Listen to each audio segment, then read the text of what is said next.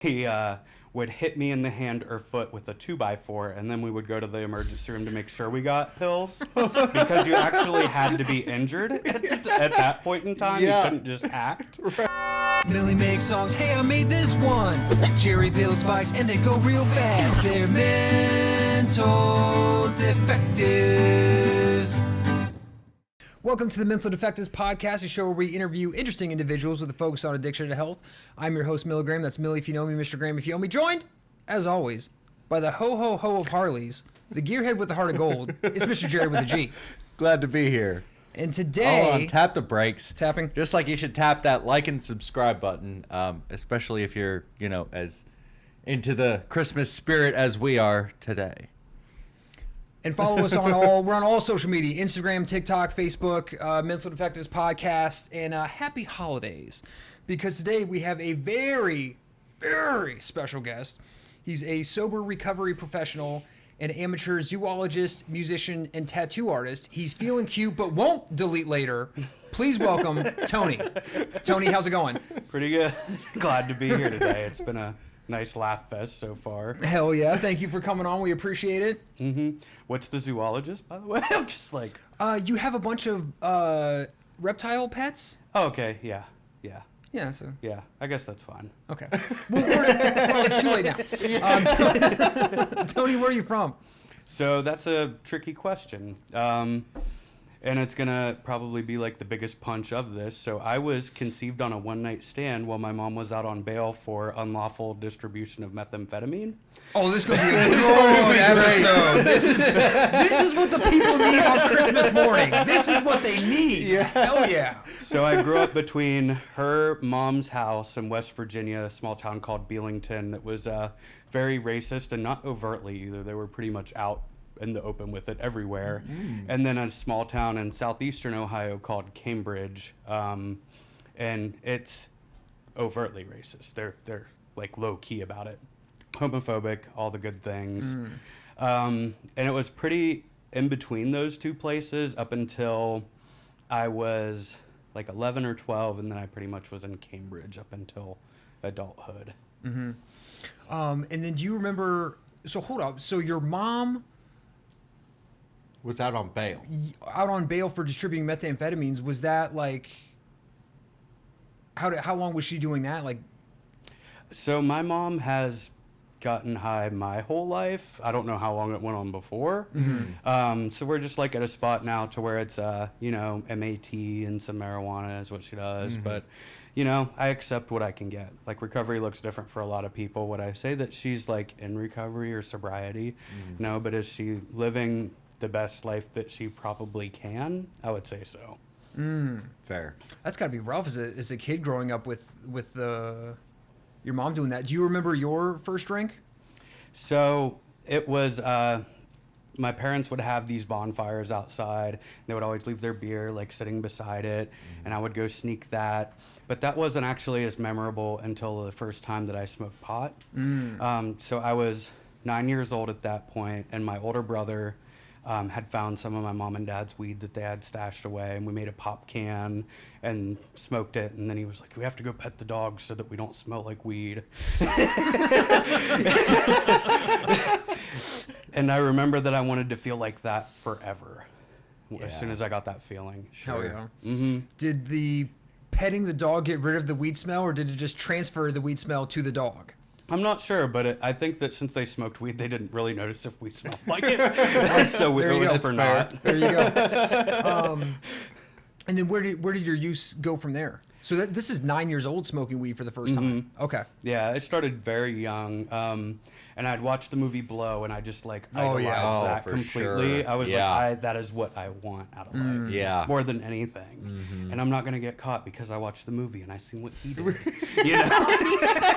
Was my whole idea behind it. But it stayed pretty much with just pot. I didn't really like to drink. Because in between my mom's stints of sobriety before would be just drinking because it's legal. Right. So I always hated alcohol. I hate the smell of it still. I was never much of a drinker. But in middle school, I tried a Vicodin for the first time. And then I was like, oh, pot is not what I want to feel like for the rest of my life. This is it. For sure. Like, Relatable. Yeah. And at about that time, I was like kind of questioning my sexuality, wasn't really sure. But I did have a girlfriend, which was like nice for being in the area I was in, because I went to a school where they actually prayed in homeroom. Was a public school, but prayed in homeroom. Oh, sure. Yeah. Told that we were abominations. Oh my God. And I'm definitely bisexual, so it was like easier to just hide and be with a girl. Yeah. And she lived right down the street from me. It was nice to have a friend. And then when we were sophomores in high school, I continued using pills. And I would steal my mom's weed, whatever I had to do, my dad's stuff, go sell it, get pills. And they were really cheap then, so it worked out really nice and nobody noticed. But between our freshman and sophomore year of high school, she was diagnosed with osteosarcoma, cancer. And then at that point, she had preferred to smoke weed for the cancer rather than take what they prescribed her. So I was like, bet we can trade that. Yeah. Yeah. So we continued on like that for a while, and she had to have her leg amputated at the knee. And she came back to school our junior year. And that's a form of bone cancer, is that correct? Okay. It's like a bone cancer, but it had metastasized to her organs as well. It's one that can go to organs, I believe. Ugh. Yeah. But I was young, so I really didn't understand it. I might be misquoting that if we're going to fact check. we'll have Chris get on that. Right. But she went into remission the sophomore year, and she came back to school our junior year. And then it came back worse than ever before between junior and senior year. And she ended up passing away. And it was a really shitty time because I never had family that was supportive. You know, I just had like her and maybe two other friends that I considered really close. And I've always like lived with chosen family more than I have regular family. Yep. And that was when I tried IV use for the first time, was the day after her funeral. Ooh. And then, like the other things in my story, that was like, I want to feel like this for the rest of my life at every waking moment.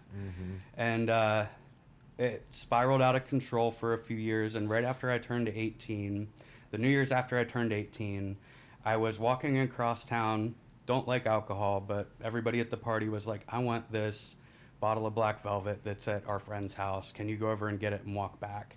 So I was I used to call it ninjaing through the night. I would wear this black trench coat and like duck through town because they had a curfew that they enforced where I In grew this up. town? Yeah. What? So I didn't actually like grow up in Cambridge. I just say that because it's the biggest thing close. Yeah. But it was like Byesville, Buffalo are the two Oh, towns shit. that I grew up between. And they had a curfew to where if they thought you were a minor, they would stop you. Oh, sure. And see what was going on. So you ninja through the night. Yeah, we would ninja through the night and take the train tracks and like be real sneaky. We Yeah. thought we were super cool because of it. Yeah. And so I'm walking back and I take this shortcut behind a church parking lot. And there is nothing going on. I make it to the side of the building and I peek around and I see a sheriff car. So then I turn around and start running the other way. And he's coming around the back of the building. So then I run the other way. And he actually comes up over the sidewalk and like clips my right leg to where I shit. fell and dropped the bottle. But this was like one of the most epic moments that I loved to retell when I was at parties. I slid, grabbed the bottle, got up and started running again. Hell yeah. Only to get caught at the next alleyway. And being the manipulative addict schemer that I was like, how am I going to get out of this? I have to get out of this. And they had told me that the church door was messed with, that the lock had been damaged, that I was trying to break into the church. So they were hitting me with underage consumption, attempted burglary, Oh, damn. and some other things. And I was like, I can't do this. And then, do you remember the military commercials from back then, like the recruiter ones where they're like, America, get a $20,000 Fuck enlistment yeah. bonus.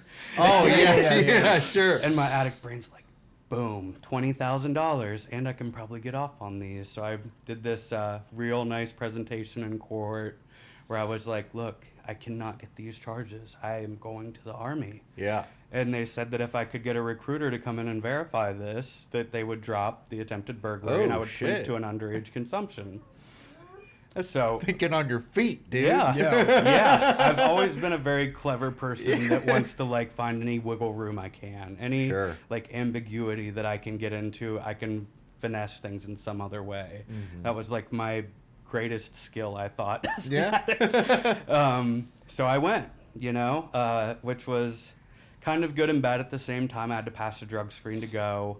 So I had moved back in with my dad, which was super miserable.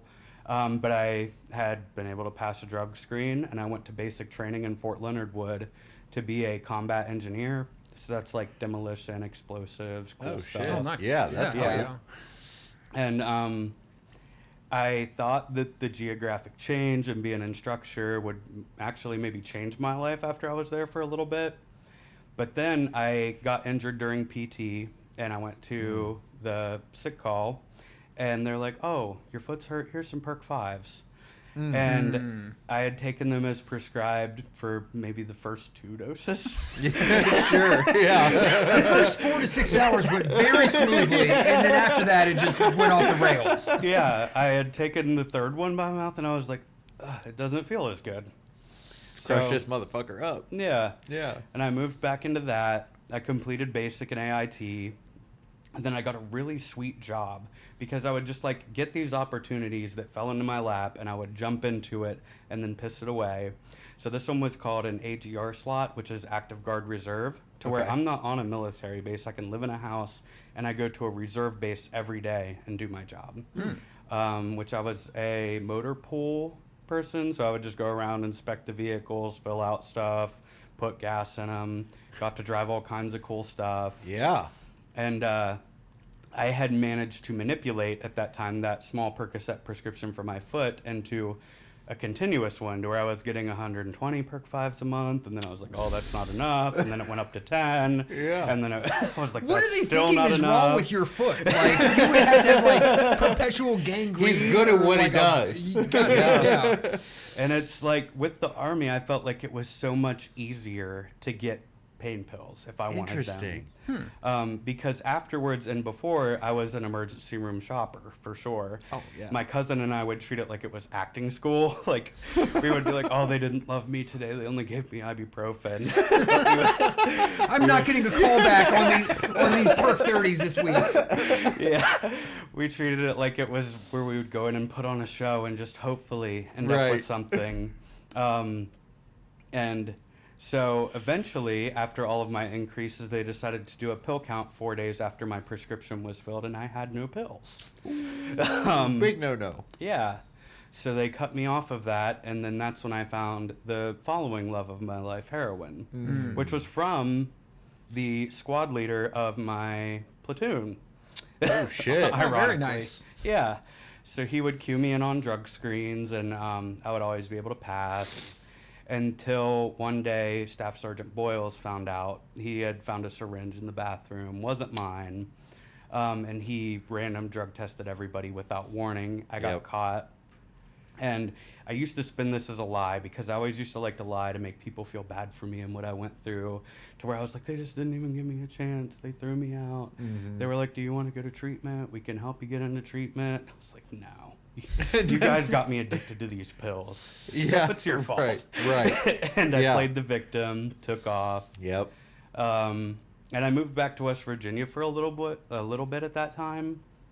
And I did not do well in a very small town as much noise as I liked to make. It turned out I drew a lot of police attention very fast in about a year.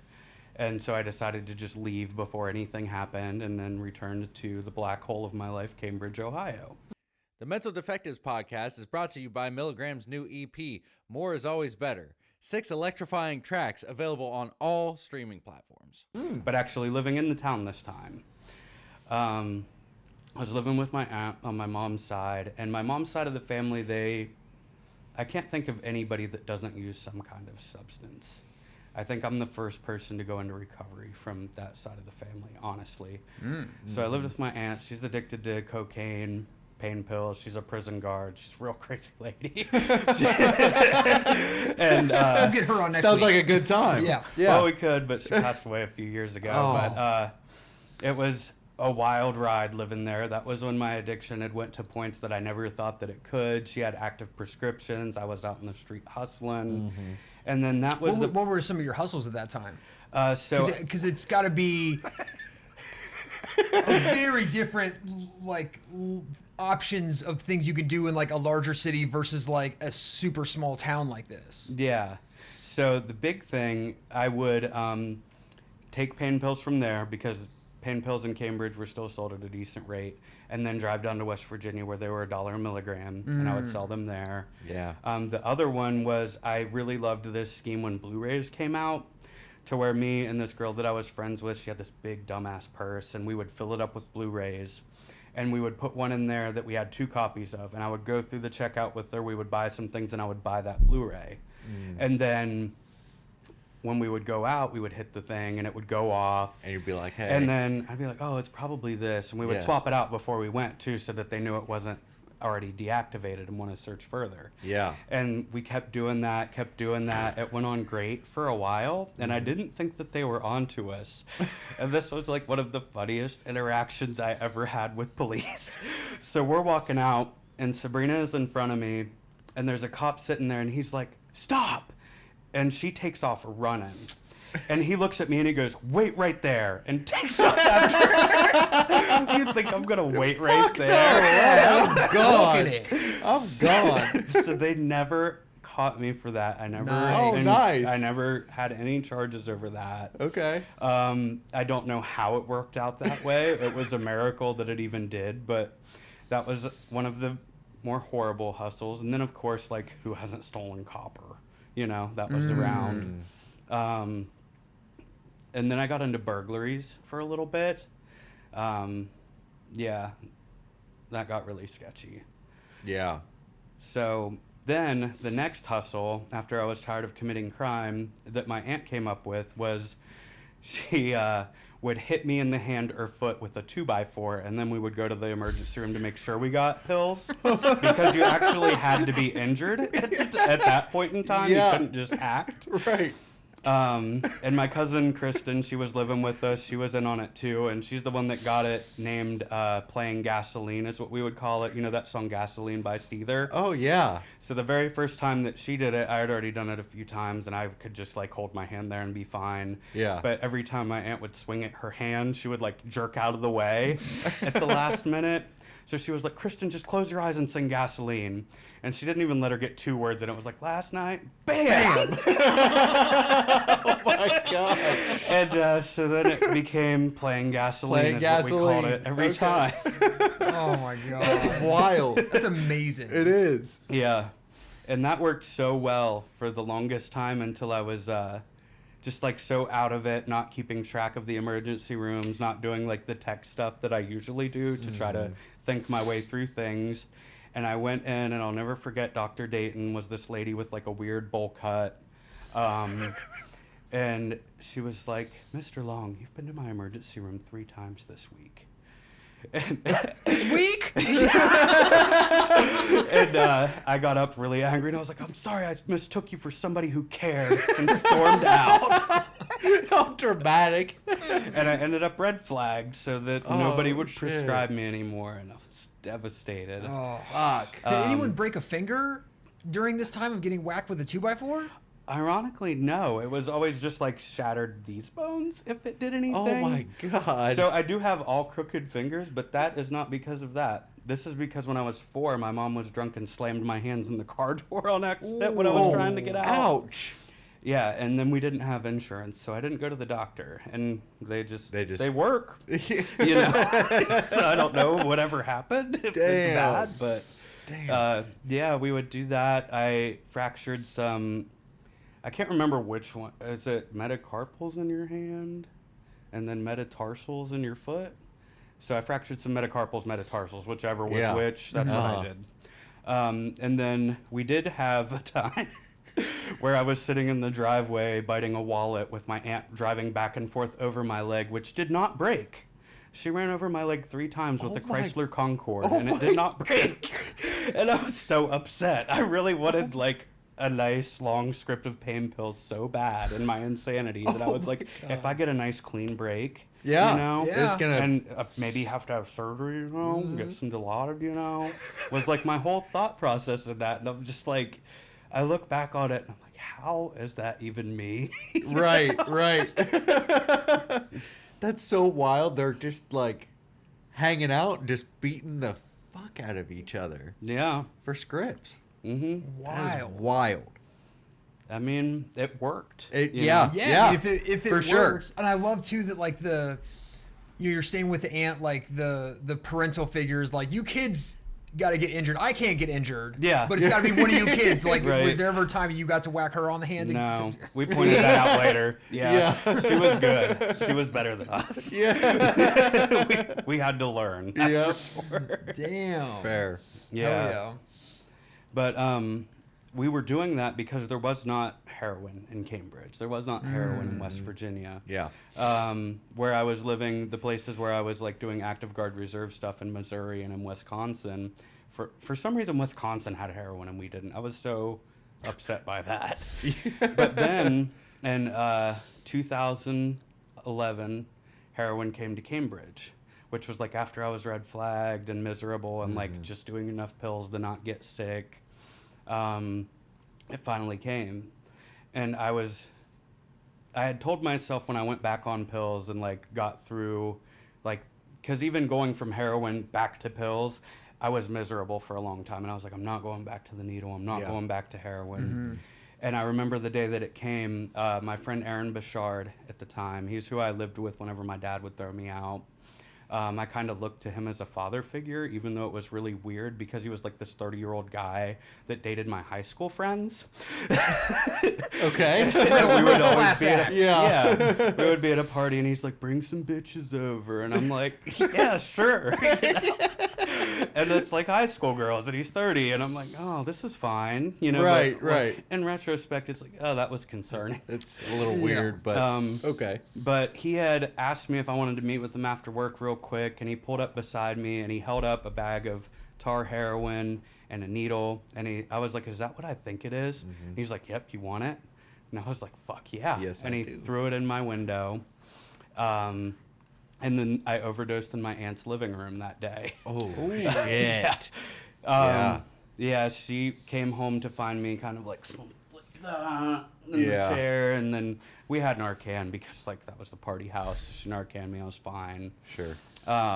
And then went back and got some more for both of us because she was like, "What did you do?" She's like, "I want that." Yeah. And so, yeah, we did that. I mud puddled for her because she was like, "I'll never be on the needle." That was such a weird thing with my family because I was one of the first to do that. And I remember like my mom would call and be like, I heard you're on that fucking needle again. And I'd be like, well, if it ain't the crack stem calling the needle black, just calm down. Oh my god. It was all the same. Yeah, sure. And then it just got so bad so fast once I got back on that because then I wasn't scared about being kicked out of the army. I was working in a restaurant, didn't really have much to lose. Sure. So whatever I had to do to get more. And then not having to worry about like any consequences because I didn't care. You know? Yeah, yeah. I did not care at that point. And I really wanted to stop for a while, but I couldn't. And then one night, you know the stories about how people first get on crack? They're like, oh, I tried to buy Coke and they brought me crack. Yeah. Well, this one was really weird. I tried to buy heroin and they brought me meth. Okay.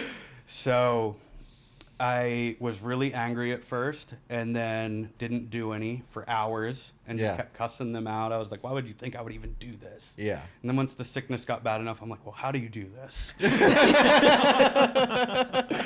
And I did not know what I was getting myself into. Damn. I didn't know about the hallucinations. I didn't know I was going to hear voices. I didn't know all of the delusion because I'd never done it before. I knew that Yeah. my mom got caught with it, but like I never did it. She never wanted to talk about it because she was always like, meth from bikers in the 80s was the most intense thing ever. You don't do that. And so, Yeah. I just never wanted to. And so then I did. And I felt like the most extreme focus that I've ever felt, because I do have ADD. Yeah. So at a certain point, like low levels, I'm just like kind of focused and I feel like I can get things done. And I actually kind of did at low levels. And then I decided to try injecting it eventually.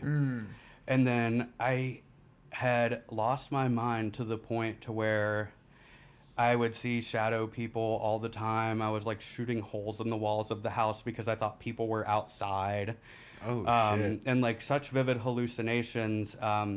So I'm not really getting into my hobbies. I'd always wanted to try like everything in life. I wanted to experience everything. And so I was like, I'm going to be a rock star in conjunction with all this. So I taught myself guitar, taught myself drums. When I was in school, I learned trombone and trumpet and band. Nice. And so I was in a few bands, and I was playing guitar in one, and we had a drummer, and I thought that he would, like, the hallucination was so vivid. He came up to the back door, knocked. I looked through the curtain. He's like, come on, man, quit fucking around. It's cold. Let me in. And so I opened the door, and there's nobody there. And I walk outside, and I'm, like, screaming. I'm like, where the hell are you? Quit playing around.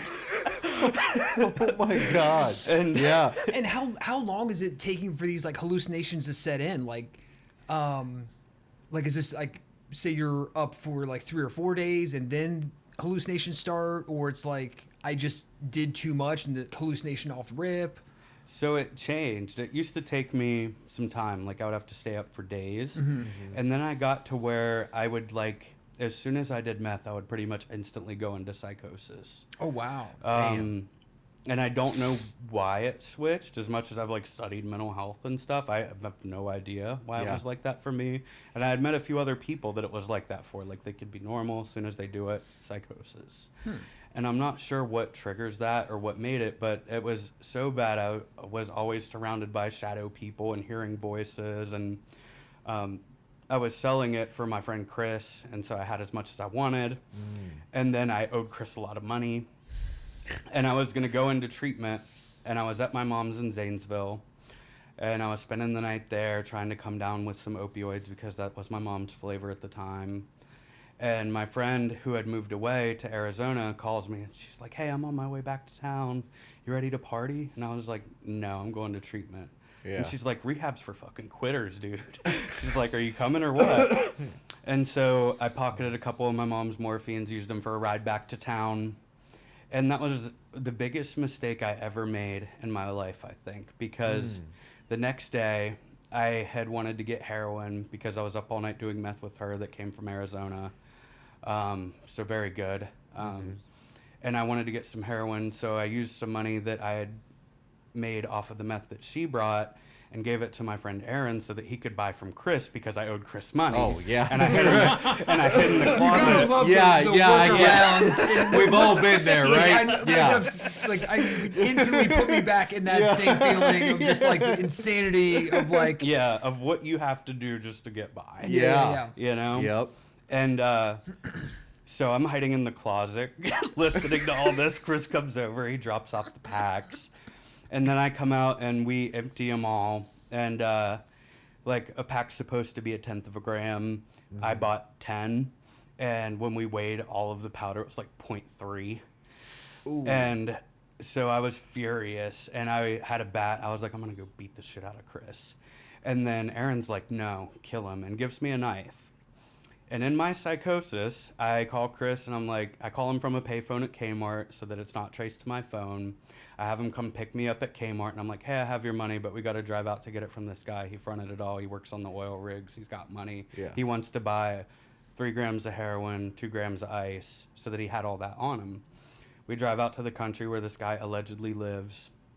And Chris gets paranoid and he's like, I'm not going any further. I'm just going to pull in here and stop. You can tell him to come to us. And so then I'm like freaking out. This knife is huge. It's like got a blade on it like that. And I'm like, I can't do this. So I like it's like a hunting knife. Yeah. I drop it beside the seat because he had me drive for whatever reason.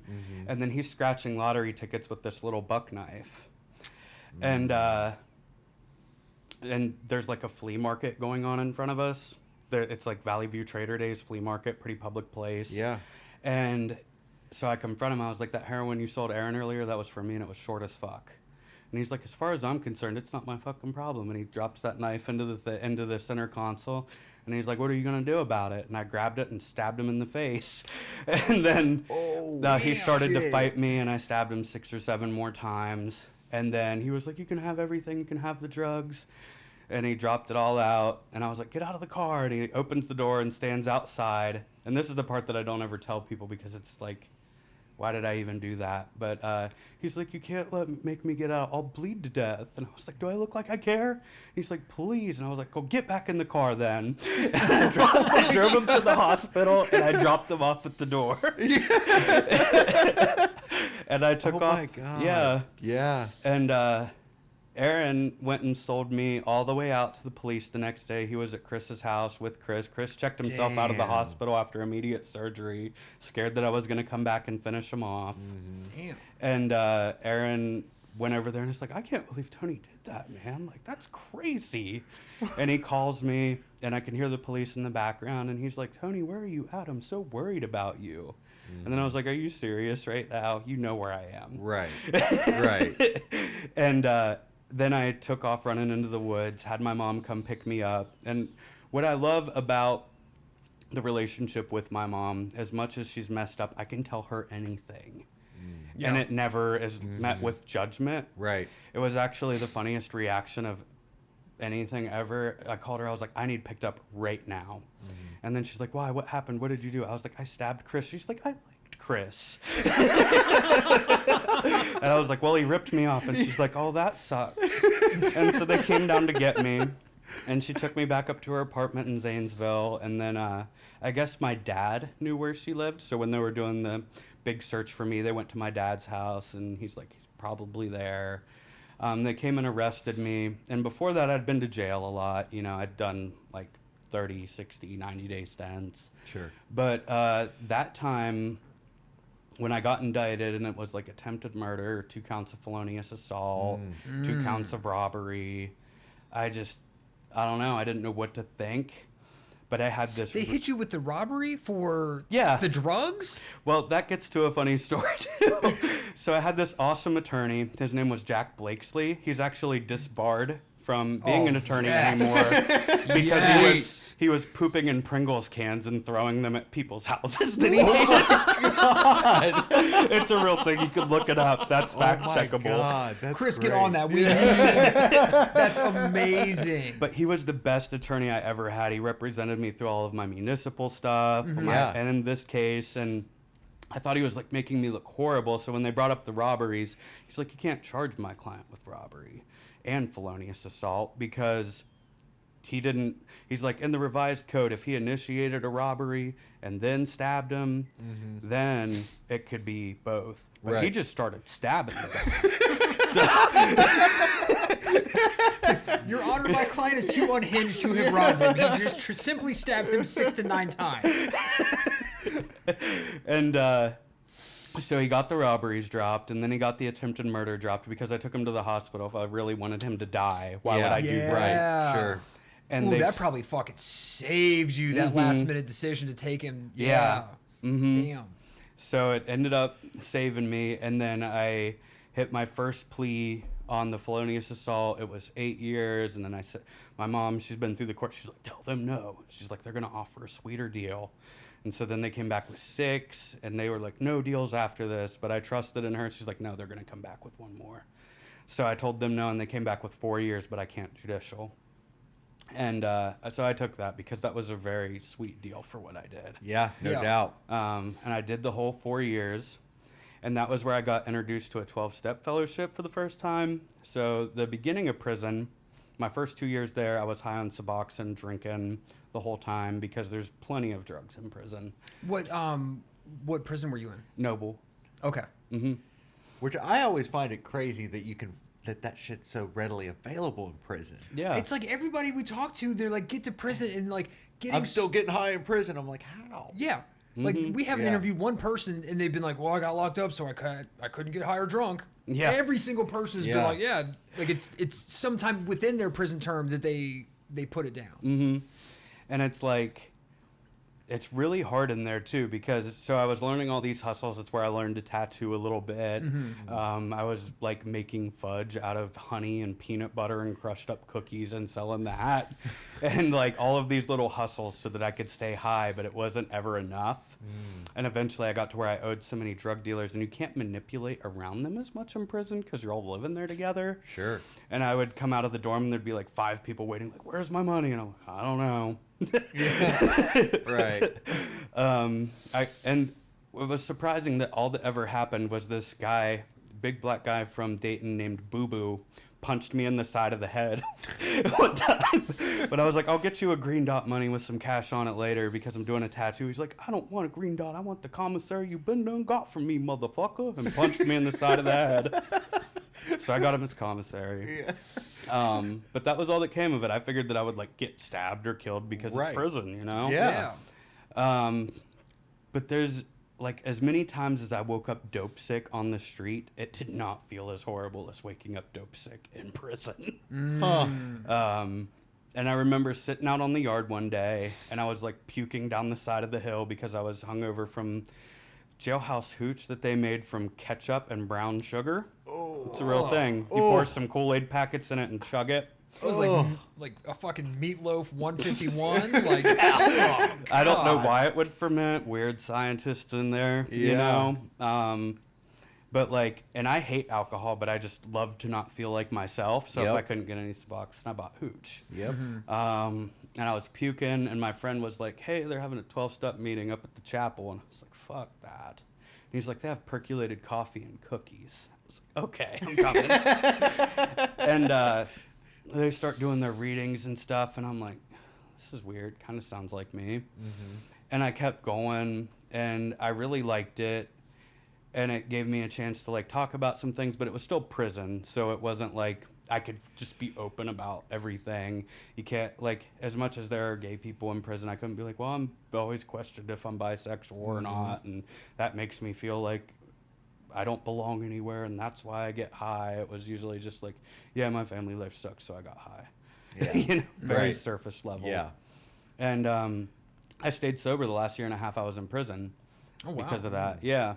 Just going there. I got moved up to the honor dorm, got my level lowered, started running the dog program to where I trained dogs to help them get adopted for pounds. It was canine pound dog partners. oh hell yeah. That's cool. Yeah, so any dogs that they had trouble getting adopted, they would bring them in, have us train them, teach them commands, sometimes agility, just depending, and then the dog would get adopted. It was very rewarding. Loved doing it. I bet. And then I got released early to a halfway house. And I had like this whole vision in my head of how I'm going to get my life back together and it's going to be great. And I go to carry my stuff back, and there are 2 people I know from Cambridge smoking meth out of a light bulb on my bed that I'm moving into. Oh, Shit. And it wasn't even then that I hit the relapse. I had made it 4 months in. They didn't let us go to meetings. They didn't let us do anything besides go to work, really. You had to lie and say you were going somewhere else to even go hang out with somebody. it's crazy. A halfway house wouldn't I was gonna authorize say. going to a meeting. They would bring AA meetings in 3 days a week, but it was like very not that at all. Yeah. That was like the extent of what they would do. And it wasn't even like a traditional 12-step meeting. There weren't readings or anything. It was just like guys who were involved in the fellowship would come in and just be like, so what you guys think about this type Yeah. stuff. Yeah. So I never went to those, didn't like it, and made it 4 months, and then I relapsed on K2 of all things because they wouldn't drug test for it at the halfway house. Yeah. I was like, I'm tired of watching people get high all the Yeah. time, and I'm just like working and not getting any freedom. And so I started doing that, and I did that up until I left. And then I thought that once I got out, I could just like hop right back into the 12-step fellowship, go to what I was doing, leave the K2 behind me, probably even lie about it and claim all that clean Yeah, time. right. But my mom picked me up with a joint and was like, "You ready to smoke?" And I was like, "Yeah, sure." And my parole officer did not care. Like, Interesting. he did not want to do paperwork whatsoever, it seemed like. Because I would go in and he'd ask if I'm going to be positive for anything, and then I'd be like, yeah. And he's like, well, I'm going to mark you down as negative, and I recommend you contact a substance abuse counselor. He did one of my home checks at a McDonald's once, which was really sweet. Oh my God. Yeah. Damn. I made some prison connects, and I was selling a bunch of cocaine, and I had a bunch of cocaine and guns at my house. And he's like, I don't have an updated address for you. I have to do a home check. And I was like, well, you're not coming to my house. And he's like, you have to meet me somewhere. And we met at a McDonald's on 209 in Cambridge and did my home check. And it All was, right. yeah, signed off. What are you on doing it. the home check? He's like, yeah, ice cream machine seems to be working. Fries are fresh. Okay, good to go. Right. Yep, and it was a big enabler for me. I had almost made it all the way through that parole, and I was living in the bottoms of Cambridge, which is like where all of the white trash people live, and we just like rob everybody and do drugs down there all the time. And so I was with this girl at the time, and we got into an argument over sharing drugs, and she called my parole officer. He arrested me. And he was like, this is another level of what he was. He was like, do not hang out with Brittany anymore. She's calling me, leaving voicemails about you. That's why you're arrested. And so I stopped hanging out with Brittany. Yeah. And then I started working for this carpet cleaning company. And they did floor installation. They cleaned carpets, let me into a lot of people's houses so I could get a lot of things, a lot of businesses. And so I ended up stealing 17 laptops, some cell phones from the Nohoko building in Coshocton, which is like their community resource center. Oh. And I had gotten away with it for 2 months until I was real high and logged in on one of the MacBooks with my Apple ID to play music. Shit. Yeah. Do you remember Oops. the song? I do not. I wish I Damn. Thinking about it at that time, I was really obsessed with Ski Mask the Slump God because he was the only Okay. person as gone in the head as me, I thought. So it's probably faucet failure if I'm thinking about it. Hell yeah. And so then I get involved in the justice system again, but I'm on parole. And then I'm on pretrial release for that felony. And then okay. So I went to jail again because somebody called my parole officer on me, and I got out and I was walking down the street and I got picked up by some friends, and we were riding through town, and I didn't even get high yet, and the guy who's driving overdoses and just wrecks into some trees in front of St. Benedict's School. And the cops come, they search the car, find a needle under my seat, and they're like, we're charging you with possession of paraphernalia. And I was like, P.O.D'd. Yeah. They're like, Yeah. and you better tell us what you did because we want to be able to save you if you fall out. I was like, I just got out of jail. I'm showing him my arms. I was like, I haven't got high yet.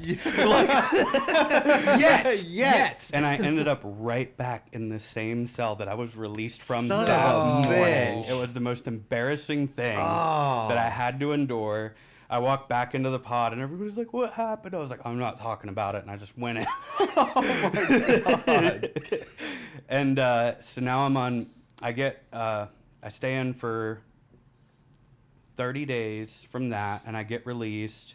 And so now I'm on misdemeanor probation, felony pretrial release, still on parole from my prison stint. And I'm just like, I don't know what to even do anymore. Yeah. And I can't stop getting high, and I'm freaking out. And so I'm calling like every treatment center that I can. And they're all like, oh, we can get you a bed in 45 days. We can get you a bed in 90 days. We can get you a bed in 3-4 weeks. And I'm like, I'm not going to make it. I have check-ins before Yeah. then. I'm going to go Yeah. drop 30. Right. And Guernsey County does not care if you have a treatment bed. You're going to go to jail and you're going to miss it. Yeah. That's what had been happening up to this point because I tried a couple times. And so I called the landing, and they were like, look, we don't have any beds, but if you call every day, stuff happens. People leave. And I did. I called them every day, and finally she said that I could come. And she's like, well, you need detox? And I'm like, nope, I only do meth. And she's like, well, that will be fine. We can bring you in like that, but you can't test positive for any opioids, no alcohol, no benzos. And I was like, okay. So I spend all of the money I have on meth for the rest of the night, and I do all of it. I do a gram shot right before I get into her car Yeah. and talk her ear off all the way my there. God, I bet. She's turning up her radio, and I'm turning it down to keep talking. Just dumping my whole life story on this woman of like why I need to be here. Sure. And I complete that program, And I get out and I went to Lighthouse for my aftercare because I needed some sober living, completed their stuff, got my own apartment. And so towards the end of the time in Cambridge, I'd come out like everybody knew because I fought some people and they're like, oh, it's okay if Tony's by, he'll like kill us. Especially after I stabbed somebody. So in Stabbing small town motherfuckers. Ohio at the time, all you had to do to come out and not be like ridiculed and persecuted was stab someone and then like beat up some other people. And Yeah. then that was enough. Yeah, they're like, we don't want to mess with him. That's wild. That's wild. My God. So then it was okay. But then when I had moved up here and I was in sober living, like, I was like, maybe I can just try to be straight again. And so I played it try off to for be- like the longest time. And I was like, no, this is just like dumb. And so after I got out of sober living, ended up meeting my partner that I'm with now. We've been together for 4 years, a little over 4 years. Talking about getting married next year, which Hell is really yeah. nice to like Yeah. finally be okay with being me. Oh, yeah. And exploring this side. And especially through your story, it's like small town Ohio, military, prison. Like these are not like LGBTQ plus friendly environments that you spent the majority of your Yeah. life in. Right. That's wild. Yeah. And it's always been like nobody even knows until I'm like, yeah, this is my life. And then they're like, oh, I wouldn't guess that because of like everything that I did made me like more masculine than most LGBTQ people that I know. So unless I tell people, most of them don't know, except Kate that I work with. She has a gaydar that's like on point. Which is an important message for people. Like, you can be gay and stab people. That is fine. Yeah, perfectly If okay. you get nothing else from this episode, that's That's the the message. takeaway. Hey, Mental Defectives. Would you like to advertise on our podcast? If so, email us at mentaldefectivespodcast@gmail.com. So we can help you make a lot of money. A whole lot of money. So, okay, so you finish all this treatment, and then what happens with all this legal stuff looming over you? If you're on, like, probation, parole, like, future indictment, like... So I got sentenced on the felony pretrial release, and because they seen how hard I was working, which was odd that like probation officers were on my side, but the one in small town Coshocton, my felony there that I was on pretrial release, Ross Nelson, he was the biggest supporter of me getting clean. And I will always be grateful to him for that. He never doubted me. As long as I was in treatment, doing the things that I needed to do. If I couldn't make it down there, he'd be like, that's fine. I'll just see you next month. I know you're doing well. I'm not worried about you. And he got it to where my sentencing on the felony was placed out after my parole end date. And then my parole officer, he doesn't want to do extra paperwork and send me back because he's just lazy. He's not a supporter. Yeah. But he was like, I'm fine with that. I just can't let you get convicted of a felony or I got to send you back to prison. So they waited, it all timed out. The misdemeanor was just kind of running concurrent. They weren't supportive or not supportive, but I like did all the things that they needed me to do. And so then at the point that I completed treatment, I was only on felony probation for Coshocton County. So I got off the parole, got off the misdemeanor probation, and I had never wanted to work in treatment. I always thought it was like the biggest joke ever, especially when I'm going through treatment and everybody's like, I'm going to get my CDCA and I'm going to be a counselor. And I'm like, you're dumb. I was like, I'm going to start a business of some kind because I always have ideas. This is what I'm going to do. And then COVID happened and I was an oddball in my early recovery. I worked at Outback serving tables and bartending. Hated alcohol, so that was fine for me. Yeah. But then COVID happened, and I was not making all that money at Outback, and I was trying to find something to do. So a friend in the 12-step fellowship got me a job at this landscaping company, and I hated it. Like, it was the worst. It would have been fine if I could, like, mow every now and then, but he's like, you're just going to run trim. So I'm just, like, weed eating for 10 hours a day. Fuck that. And I'm like... So then my friend that I had made, Jessica Gerwin, called me and was like, hey, we need people to drive the vans at Lighthouse because of COVID. We got to get the clients places. Can you come? And I was like, yeah. She's like, when can you start? Are you working now? I was like, yeah, I have a job. She's like, you need to give them notice. I was like, no, I hate this job. And I went down and started driving the vans. And then they made me like an unofficial peer supporter. I didn't have a peer license, but they called it peer support for like the phase 0 men, guys who were just coming into treatment their first 30 days. And that was like the most rewarding job I ever had, like riding around talking shit to newcomers and like having fun, going to meetings. And then I just like always have this desire to be more. So I got my CDCA like everybody else did, and I became a community case manager. I really liked that. And then I'm just like, I don't know if it's mental disorder or whatever, but I'm just like very organized, always thinking forward. And I ended up getting promoted to housing supervisor there. So I was over 65 recovery residences with 334 clients total. I worked 24 hours a day on call. It was miserable. Really hated my job at that point. Didn't want to work in recovery anymore. And then I ended up finding a job at the House of Hope. And here's how miserable I was. When I left Lighthouse, I was making $60,000 a year. Mm-hmm. When I went to House of Hope, I was making $37,000 a year. Oh, wow. I did not care about making that much less money because I was miserable there. Yeah. Mm-hmm. And if my life is miserable, what is recovery worth? You know? Right. My big theory is that recovery is all about building a life that is too good to lose anymore. Whatever that looks like to you, right? Not like social acceptability equals personal recovery. Like my acceptability equals personal recovery. Right. Like what I love. And I did not love what I was doing. And so I came to House of Hope, and it was like magic there. My clinical director, Drew, he calls it the enchantment. And I've worked my way up there to program manager of the outpatient. And then in like my personal life with that, I went to college, got halfway to an associate's degree for applied sciences of behavioral health. And I didn't really like that anymore. I didn't like doing the counseling piece. It's too much. I'm not good at hearing tragedy after tragedy and not taking it home. So I stopped school and didn't know what I was going to do for a while.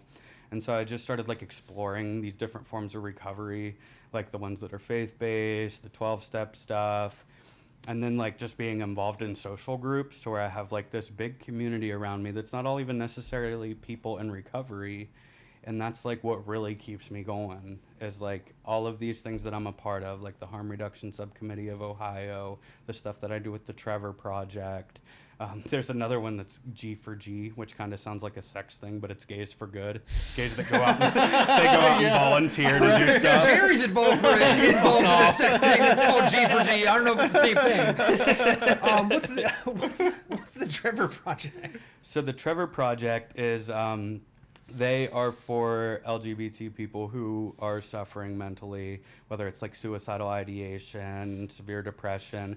They have a lot of hotlines. What I do is I volunteer to answer the hotlines 3 hours a week. So it's nice. Yeah, it's LGBT youth who are struggling, thoughts of wanting to end their life, and just answer, talk to them, give them resources if that's necessary, report it if it is like that serious.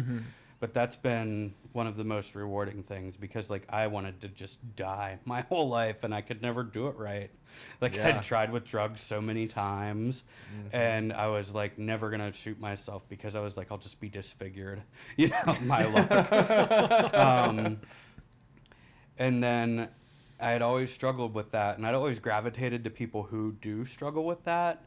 Like my ride or die in recovery, like we got clean right around the same time. His name was Jared Matthews, the funniest comedian I've ever heard in my life. No offense to you, Milligram, but like one of his jokes for instance was when his stand-up was he's like, when it comes to sex, I'm like dial-up internet. I can barely operate one user, let alone two. And he would do stand-up. I loved to go watch him, and he ended up relapsing, and he jumped off of a bridge down in Cambridge a couple years back. And, you know, it's like being in recovery when people die that, you know, if they die of an overdose, it's like, okay, I understand that. Not being able to stop. Right. But that one's just like, I carry that one with me a lot. think about him a lot. Like anytime that I watch a stand-up, I'm like, Jared's way better than this guy. Yeah. And he was like this big schemester. He would always wear suits, even though he was like poor and drunk, crazy alcoholic.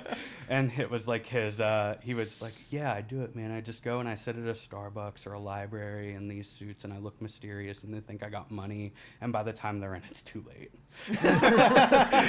They think I'm some professor and really I work at Barnes and Noble. Right. And I just really miss spending time with him, but I like to live on to like still talk about him, you know? Yeah. But yeah, I do all those volunteer things and still involved in some recovery groups, and that's what keeps me going today. I wouldn't change anything that did happen, honestly. As much as some of it sucked to go through, I think that it was important that I did.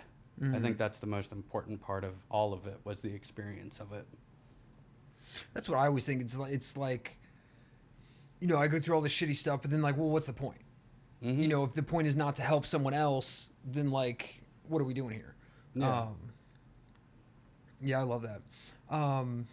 What advice would you have for someone looking to work in treatment? Be sure it's what you want. So I would recommend to start with like a simple job. The van driver job was amazing, right? You get to see all the aspects of it. You get to see the clinical piece. You get to see the housing pieces if there are any. Make sure that you don't think that your recovery is your job. That's a big mistake that I see so many people make. Because isn't working in recovery like the highest rate of relapse or something? I don't know. Statistically, I think I've seen that somewhere. I don't know. We'll fact check that. Don't quote me on that. Okay. And then what advice? I'll let Jerry hit this one. Yeah. What advice would you give somebody trying to get sober or newly sober? Or clean, however you... To not give up and to think that there's some cookie cutter standard to it. As much as so in the beginning when I was very 12-step, I was like, you got to be abstinent or you're nothing. You're not even doing it right. And the more that I seen people die, I started to change my views on that. And it's a lot different now. Like the people who say that, right, they might have been able to use forever and not die. But now it's like you might use once and you're dead, right? So to keep somebody alive long enough to where they find recovery, whatever method that is, I think it's very important. It plays a very important role so that they get the chance to maybe find it someday. Right? Absolutely. I was very much that way early on in sobriety too, right? I was like abstinence or no way. Like that's, you know, recovery. But no, the longer I've stayed clean and sober, I see that as well. Definitely understand that. Yeah. I feel like a lot of us start like super militant of like, this is the way to do it. There's and, only like, one way. You know, yeah. And then like as you're talking about like as I stay sober longer, I'm just like, whatever fucking works for you. You know what I'm saying? Like, that's crazy. Yeah. What advice would you have for any LGBTQ plus youth that are struggling with like coming out to friends and family, or maybe they live in like small town America somewhere where it's not as acceptable? I know it's like a different time now, but it's still, I'm sure, something that a lot of youth struggle with. Well, I don't want to get political, but I do think it's just equally as scary now with a lot of the laws that are passing. And my advice is to not give up. We're here. We might not be around you at this time, but we are here. We're supporting you. Like, I write against every bill that I see go up in the House that is hurting LGBT youth. And I know a ton of people who do. And just things get better, right? The same people who think that LGBT people shouldn't have rights now were the same people who thought women shouldn't vote, or the same people who thought that black people shouldn't be free. Right. History's on our side, as I think his name's John McDade says in that Anonymous People documentary. History's on our side. We'll never change everybody's mind, but we can change half of their minds, right? So hang on, it's going to get better. Hell I like yeah. it. I love it. Well, Tony, thank you so much for coming on today and spending your Christmas with us. Really appreciate that. And last thing before we get out of here, you had posted on Instagram that Snuff was the worst Slipknot song of all time and it should be deleted from Spotify. What did you mean by that? Did you see that? It's the Mental Defectives podcast. It's Milligram, Jared with the G, Tony. Happy holidays. We'll see you next time. Peace. Nice.